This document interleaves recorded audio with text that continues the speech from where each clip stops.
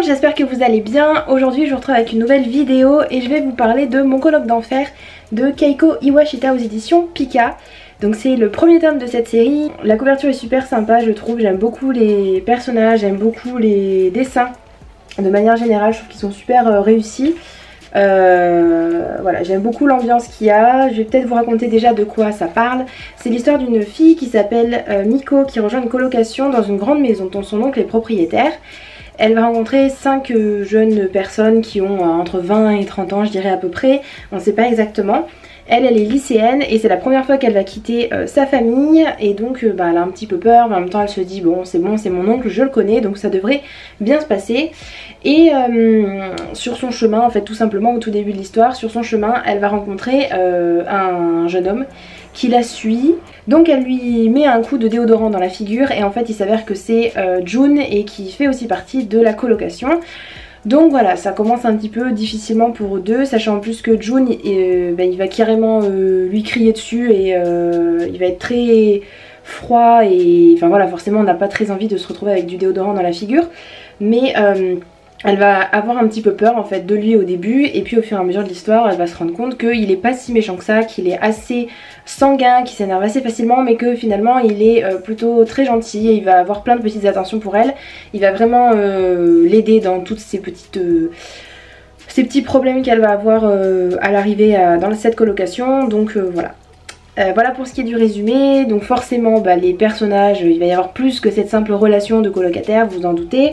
Et notre petite Miko, elle va s'attacher à lui plus fort et assez rapidement finalement. Elle va avoir des sentiments pour lui.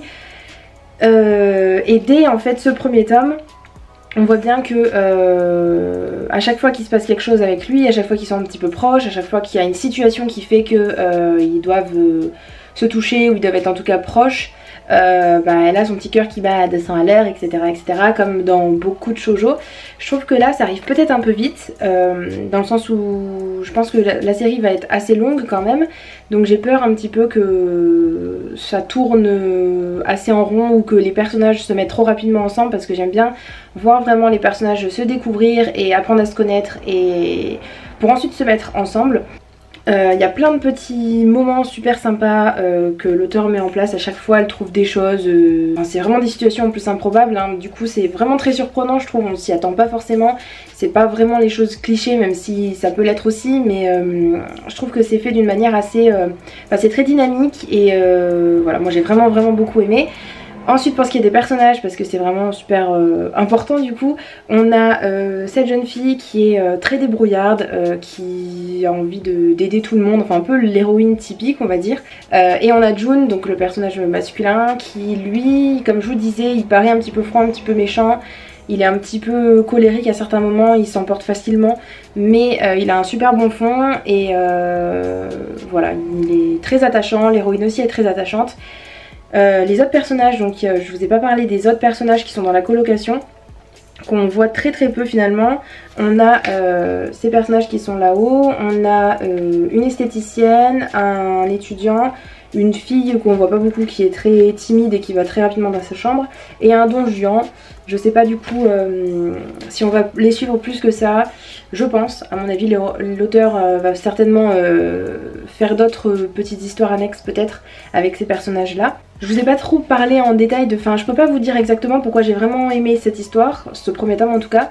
Mais je trouve qu'il y a un très bon rythme et il y a plein de petites situations très mignonnes et en même temps assez cocasses et rigolotes quoi. Donc voilà, tout ce qui fait pour moi un bon shoujo. En plus avec des personnages qui sont un petit peu stéréotypés, qu'on sort pas vraiment des standards, mais en même temps qui sont attachants et voilà, je peux que vous conseiller du coup parce que j'ai vraiment beaucoup aimé.